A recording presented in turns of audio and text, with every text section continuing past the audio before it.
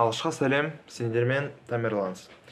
Кез келген адамның өз мақсаттары болады, және менің өз мақсаттарымды жеткім келіп тұр. Алайда менің өз мақсаттарыма жету процесін баяулататын 6 түрлі нәрсем бар. Олар YouTube, фильм мен сериалдар, музыка, Telegram, теледидар және Google фотолар. Сол 6 нәрсе мені әр қашан мақсаттарымнан алан етеді. Өйткені мен оларды әр күні шамадан тыс қолданамын.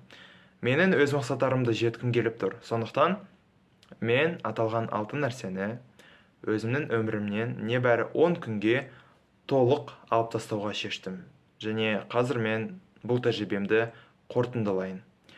Мен бұл тәжірибеме 6 азғыру деген лақап ат қойдым, және ол 10 күнге созылған болатын.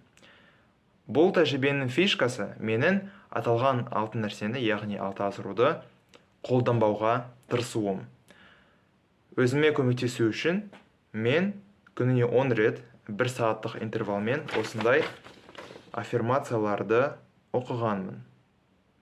Негізі, аффирмацияларды оқу маған қатты көмектескен. Өйткені сол аффирмацияларым маған менің 6 азғыруды неге қолданбау керек екенін еске салған, және мен сол аффирмацияларымды оқығанда әрқашан өз мақсаттарым туралы ойлай бастадым.